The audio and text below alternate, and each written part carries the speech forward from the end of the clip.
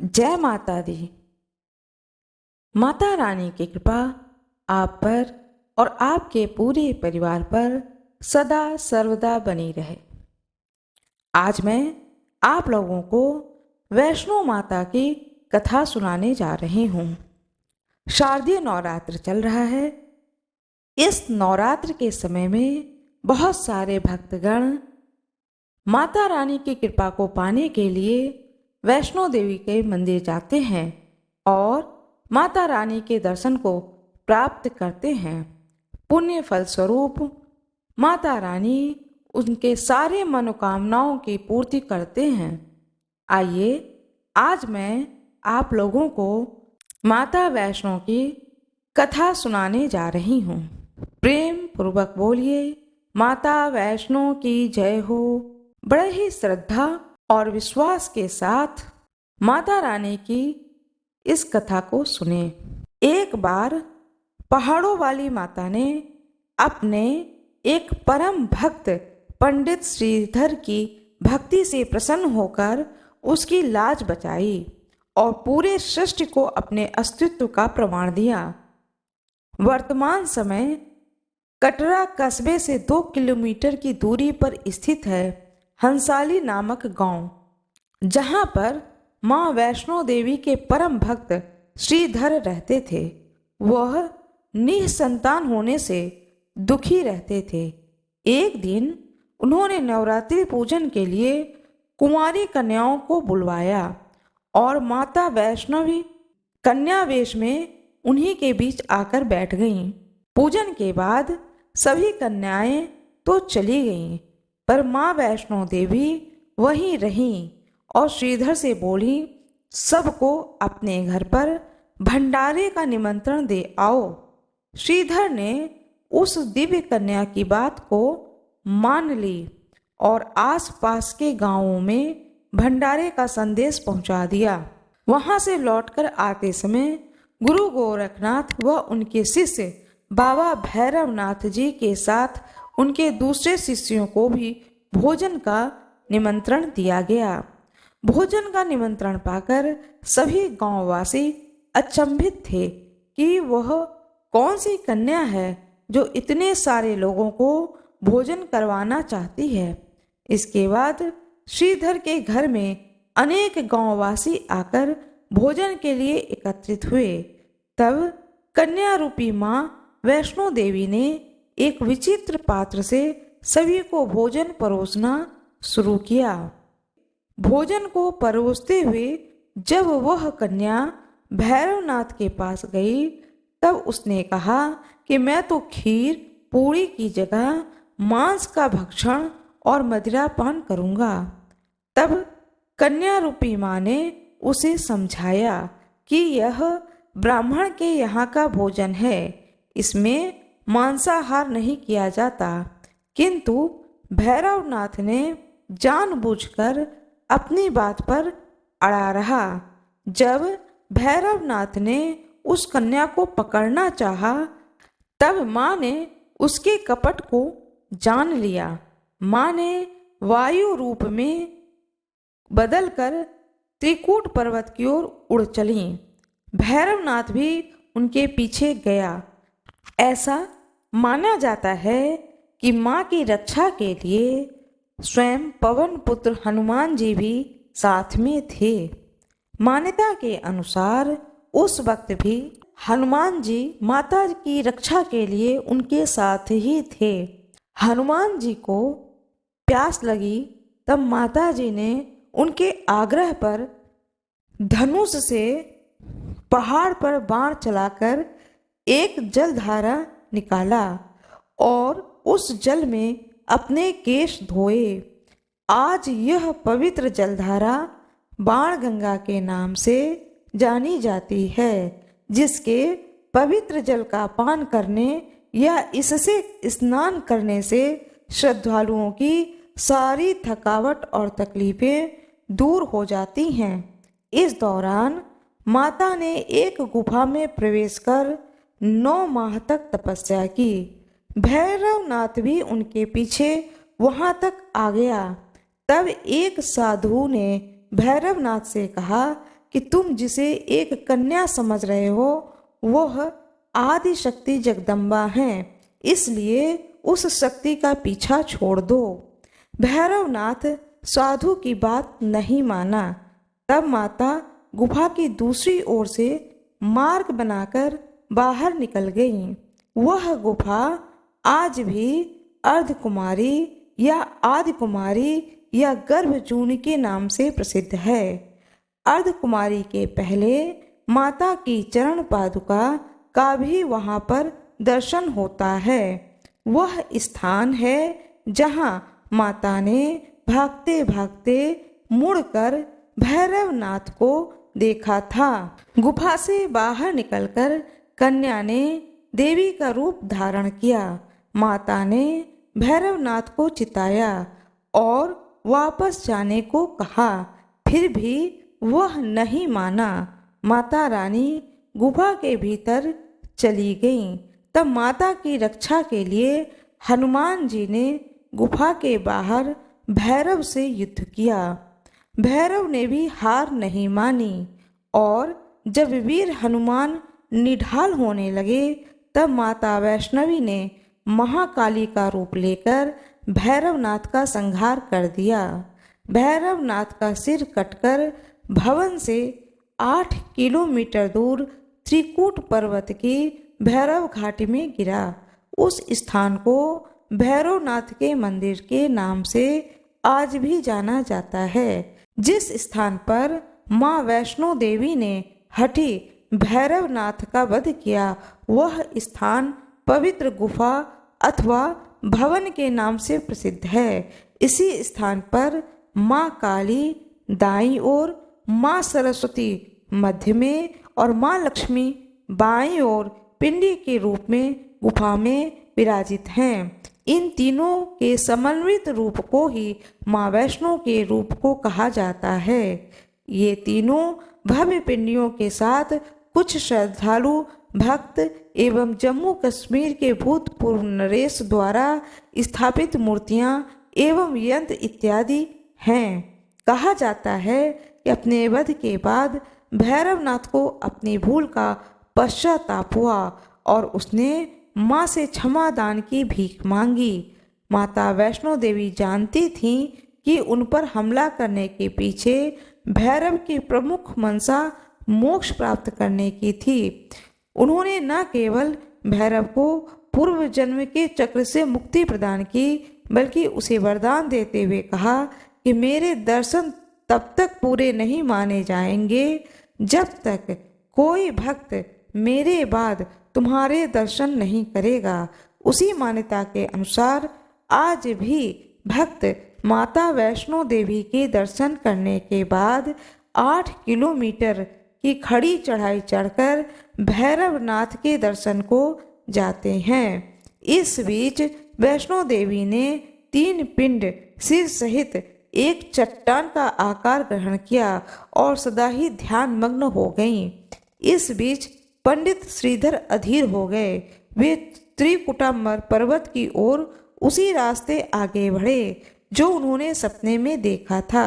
अंततः वे गुफा के द्वार पर पहुंचे। उन्होंने कई विधियों से पिंडों की पूजा की और फिर उस पूजा को अपनी दिनचर्या बना ली। देवी उनकी पूजा से प्रसन्न हुईं और उनके सामने प्रकट हुईं और उन्हें आशीर्वाद दिया। तब से श्रीधर और उनके वंशज देवी माँ वैष्णो देवी की पूजा करते आ रहे हैं। माता वैष्णो की जय हो।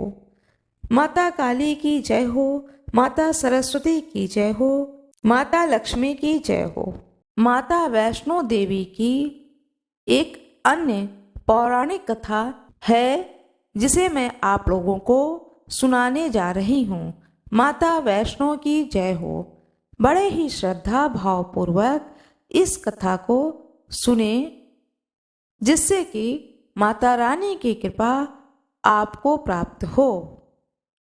हिंदू पौराणिक मान्यताओं के अनुसार जगत में धर्म की हानि होने और अधर्म की शक्तियों के बढ़ने पर आदि शक्ति के सत, रज और तम तीनों रूप महासरस्वती, महालक्ष्मी और महादुर्गा ने अपने सामूहिक बल से धर्म की रक्षा के लिए एक कन्या के रूप में प्रकट हुई। यह कन्या त्रेता युग में भारत के दक्षिण समुद्री तट पर रामेश्वर में पंडित रत्नाकर की पुत्री के रूप में अवतरित हुई। कई सालों से संतानहीन रत्नाकर ने बच्ची को त्रिकुटा नाम दिया, परंतु भगवान विष्णु के अंश के रूप में प्रकट होने के कारण वैष्णवी नाम से विख्यात हुई। लगभग 9 वर्ष की होने पर उस कन्या को जब यह मालूम हुआ कि भगवान विष्णु ने भी इस भूलोक में भगवान श्री राम के रूप में अवतार लिया है, तब वह भगवान श्री राम को पति मानकर उनको पाने के लिए कठोर तप करने लगी। जब श्री राम सीता जी के हरण के बाद माता सीता की खोज करते हुए रामेश्वर पहुँचे, तब समुद्र तट पर ध्यान मग्न कन्या को देखा। उस कन्या ने श्री राम से उसे पत्नी के रूप में स्वीकार करने को कहा। भगवान श्री राम ने उस कन्या से कहा कि उन्होंने इस जन्म में सीता जी से विवाह किया है और वह एक पत्नी व्रत का प्रण लिए हैं, किंतु कलयुग में मैं कलिक अवतार लूंगा और तुम्हें अपनी पत्नी के रूप में स्वीकार करूंगा। उस समय तुम हिमालय में स्थित त्रिकूट पर्वत की श्रेणी में जाकर तप करो और भक्तों के कष्ट और दुखों का नाश कर जगत कल्याण करती रहो। जब श्री राम ने रावण के विरुद्ध विजय प्राप्त किया, तब माँ ने नवरात्र मनाने का निर्णय लिया। इसलिए तब से लोग 9 दिनों के अवधि में रामायण का भी पाठ लोग करते हैं। श्री राम ने वचन दिया था कि समस्त संसार द्वारा माँ वैष्णो देवी की स्तुति गाई जाएगी। त्रिकुटा वैष्णो देवी के रूप में प्रसिद्ध होंगी और सदा के लिए अमर हो जाएंगी। माता वैष्णो देवी की जय हो, प्रभु राम की जय हो। बड़े ही भक्तिभाव पूर्वक और श्रद्धा पूर्वक इस कथा का श्रवण करें, जिससे कि आप लोगों का भी कल्याण हो। माता रानी की कृपा आप पर भी बने। बहुत समय पहले की बात है, एक गरीब ब्राह्मण परिवार था जिनके घर में कोई संतान नहीं थी। वह ब्राह्मण माँ दुर्गा का अनन्य भक्त था और नित्य वह दुर्गा सप्तशती का पाठ करता था और माता रानी से अपने दिल के हाल को सुनाता था और एक ही बात कहता था, हे माँ, मैं अपने दुख को किसे सुनाने जाऊं? तुम्हारे सिवा कौन होगा जो मेरे दुख को समझेगा? मुझ पर कृपा करो। नित्य वह पाठ करता था और नित्य इसी बात को बोलता था। माता रानी को, माँ दुर्गा को उस ब्राह्मण पर दया आ गई और माँ ने सोचा, इसके कोई संतान नहीं है, क्यों न मैं ही अपने 9 रूपों के साथ में 9 कन्या के रूप में इस ब्राह्मण के घर में जन्म लूं। फिर माता रानी ने यह विचार किया और अपने 9 स्वरूपों को बुलाई, एकत्रित की और उन 9 स्वरूपों से कही कि आप सभी लोग अपने अपने अंश में इस ब्राह्मण परिवार के घर में जन्म लें, साथ में मैं भी जन्म लूंगी।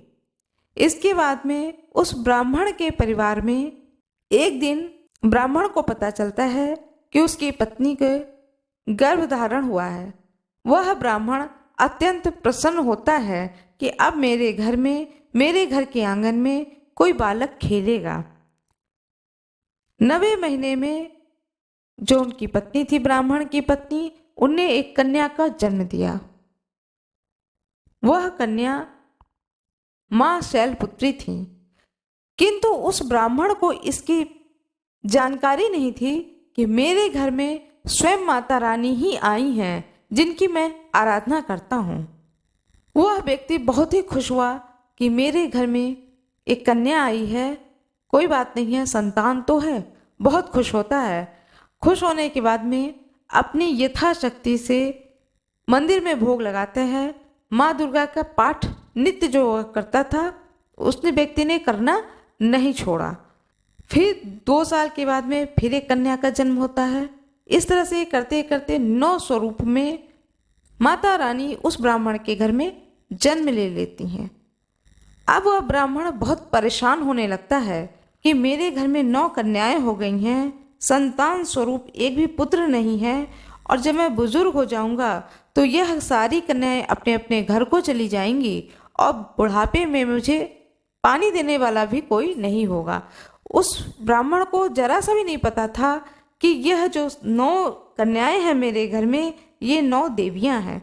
धीरे धीरे वो 9 देवियां बड़ी होने लगीं, समझ आने लगा, और वो आभास नहीं होने देती थी ब्राह्मण को या उनकी पत्नी को कि वह देवियां हैं। एक सामान्य तरह से व्यवहार करती थी जैसे एक मनुष्य के बच्चे व्यवहार करते हैं। एक दिन ब्राह्मण की पत्नी ने ब्राह्मण से कहा, आप रोज घर के नित्य पूजा करके माता रानी की दुर्गा सप्तशती का पाठ करके फिर आप जहाँ कहीं भी आपको बुलाया जाता है वहाँ जाकर कथा सुनाकर आते हैं, या जो भी पूजा पाठ कराना होता है वह पूजा पाठ करके आते हैं, और फलस्वरूप आपको जो कोई भी इच्छा अनुसार दे देता है दान दक्षिणा, उसे लेकर आप आ जाते हैं, और उतने में ही हम लोगों का जीवन यापन हो रहा है। वो तो ठीक है कि हम लोग खा पी रहे हैं, लेकिन ये कन्याएं दिन प्रतिदिन बड़ी हो रही हैं, इनका विवाह कैसे होगा। अब ये भी सोचिए, और ये सोचिए कि अब थोड़ा सा इनकम बढ़ना चाहिए हम लोगों का। तो अब जब सेठ साहूकार के यहाँ जाएं तो बोल दें कि थोड़ा सा बढ़ा करके दक्षिणा दें। ब्राह्मण ने कहा कि मैं कह नहीं पाता हूँ कि बढ़ा करके कोई मुझे दक्षिणा दे, कहने में मांगने में मुझे संकोच होता है। मैं नित्य प्रति पाठ करता हूँ और माँ दुर्गा से अपने दिल की बात कहता हूँ, वह अवश्य जब संतान दी हैं तो धन भी देंगी, जिससे कि इन कन्याओं का विवाह हो सकेगा। एक दिन ब्राह्मण देवता को किसी ने बुलाया कि आप मेरे घर आइए और सत्यनारायण भगवान की कथा को सुना दीजिए। वह ब्राह्मण देवता उनके घर कथा सुनाने गए। जब कथा सुनाने गए तो जब कथा सुना करके जाने लगे तो दक्षिणा स्वरूप उस व्यक्ति ने कहा कि मेरे पास धन नहीं है, बदले में मैं आपको चावल देता हूँ और दूध देता हूँ। दूध उसने सिर्फ 1 लीटर दूध दिया और बहुत ही थोड़ा सा चावल दिया। वह व्यक्ति भी बहुत ही साधारण था, उसके पास ज़्यादा कुछ था नहीं, तो उसने इतनी ही चीज़ें दी और थोड़ा सा शक्कर दिया। वह ब्राह्मण देवता बिना कुछ बोले उस व्यक्ति को चुपचाप ये तीनों चीज़ लेके अपने घर आ गए। उनकी पत्नी ने कहा, यह जो तुम दक्षिणा स्वरूप ये लाए हो चीज़ें, दूध, चावल और शक्कर, इससे खीर बन सकता है, लेकिन यह खीर भी केवल 2 ही लोगों के भर का बन पाएगा, और हमारे घर में 9 कन्याएं हैं, साथ में 2 हम लोग हैं, यानी हमारे घर में 11 लोगों के बराबर कम से कम खीर तो इतनी बननी ही चाहिए कि हम सबको दे सकें। ब्राह्मण देवता ने कहा कि एक काम करो, जब सारी बेटियां सो जाएं तब तुम यह खीर बनाना और थोड़ा थोड़ा खीर हम लोग खा लेंगे, क्योंकि हम लोग इतने गरीब हैं कि हमारे घर में कोई भी मीठी चीज़ें, कोई भी अच्छी चीज़ें बनती ही नहीं हैं। आज उस व्यक्ति ने बड़े प्रेम भाव से जो उसके पास था उसने दिया है। माता पिता बात कर रहे थे और उनकी बातों को 9 देवियों ने सुन लिया। उन 9 देवियों ने माता पिता से कुछ नहीं कहा, और 9 देवियों ने क्या किया, एक जो सबसे पहले बड़ी बहन होती हैं वो क्या करती हैं कि जिस बर्तन में खीर बनेगा वह भगोना अपने बिस्तर के नीचे रख देते हैं और ऊपर अपना सो जाती हैं। दूसरी लड़की ने कलछुल रख लिया अपने पास में और वो सोने चली जाती हैं। तीसरी लड़की ने अपने पास में शक्कर का डिब्बा रख लिया और वह सोने चली जाती हैं। इस तरीके से 9 देवियों ने अपने पास में सब चीज़ें रख लेती हैं और सोने चली जाती हैं। माता पिता इंतज़ार कर रहे होते हैं कि जब 9 कन्याएं सो जाएंगी तब खीर बनेगी। अब जब सब सो गई तो उनकी माँ उठी कि चूल्हा तो जल ही रहा है, बुझाया मैंने है नहीं, इसी में थोड़ा सा और आग बढ़ा दूं और भगोना रख करके उसमें दूध डाल दूंगी और खीर तैयार हो जाएगा। जब वह पूरे घर में घूम गई, देखी अरे भगोना तो है ही नहीं। आवाज लगाया, अपनी बड़ी बेटी से पूछा, बेटिया भगोना कहाँ है जिसमें दूध उबलता है? बिटिया ने कहा, क्या बात है माँ, रात में क्या आप बनाने जा रही हैं? बोली, कुछ नहीं, खीर बनने जा रही है। ठीक है, खीर आप बना रही हैं, ये भगोना लीजिए।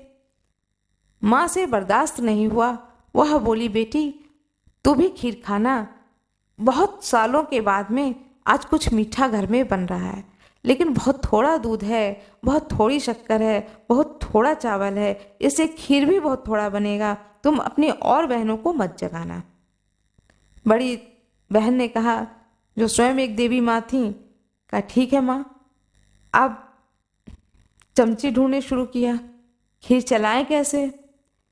फिर वो दूसरी बेटी को उठाई, बोली, बिटिया वो चमची कहाँ रखा है? बिटिया ने पूछा, क्या बनने जा रहा है इतनी रात को? तो माँ ने सहजता से बता दिया, खीर बनाने जा रहे हैं, बहुत ही थोड़ा सा दूध है, बहुत थोड़ा सा चावल है, बहुत ही थोड़ा सा शक्कर है, तो खीर बहुत थोड़ा बनेगा। अच्छा तुम जाग गई हो तो तुम भी प्रसाद पा लेना। बिटिया ने कहा ठीक है, वो भी उठ के बैठ गई। इस तरह से एक एक चीज करके सभी लड़कियां जाग गईं। उसके बाद जब खीर बननी शुरू हुई, देवी माँ स्वयं पहुंची।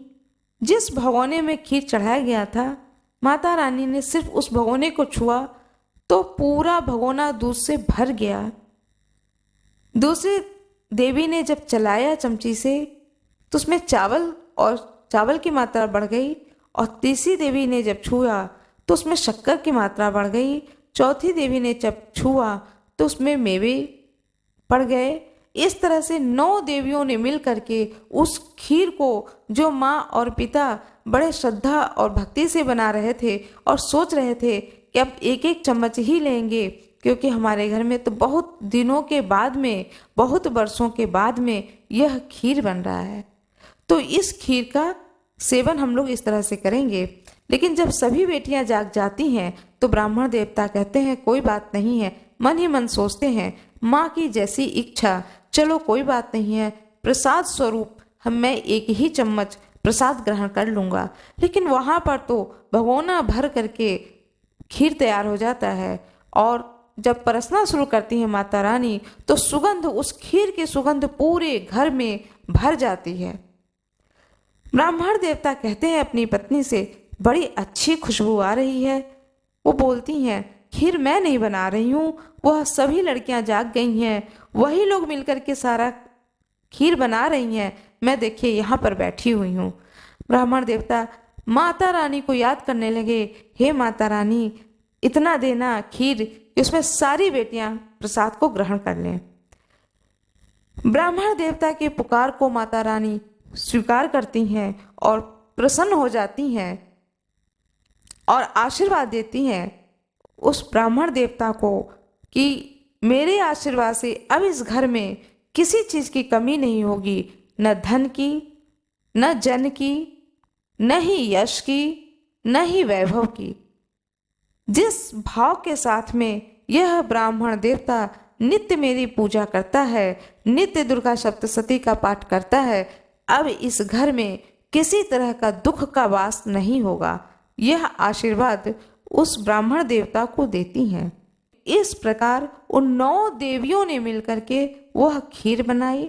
खीर बना करके वह जब हटती हैं तो ब्राह्मण की जो पत्नी होती हैं वह कहती हैं कि थोड़ा सा खीर निकाल दो तो माता रानी को भोग लगा दिया जाएगा। माता रानी एक कटोरी में खीर निकालती हैं और कहती हैं ठीक है, और स्वयं बैठ करके खाने लगती हैं। फिर वह उठती हैं, कहती हैं मेरी बेटियों को बहुत दिनों के बाद में खीर खाने को मिला है, तो ये भोग लगाने नहीं गई बल्कि स्वयं ही खाने बैठ गई हैं। कोई बात नहीं है, मैं ही जाती हूँ, जा कर के सबसे पहले माँ दुर्गा को भोग में खीर चढ़ाती हूँ। वह लेकर के जाती है कटोरी में अपने घर के मंदिर में, और उस खीर को माँ के सामने रख करके वह ब्राह्मण की पत्नी की आंखों में आंसू आ जाता है और वह प्रार्थना करती है, हे देवी माँ, मेरी ये बेटियां जिस घर में जाएं, जहां भी जाएं, सदा सर्वदा खुश रहें और सुख संपत्ति वैभव इनको सब कुछ प्राप्त हो।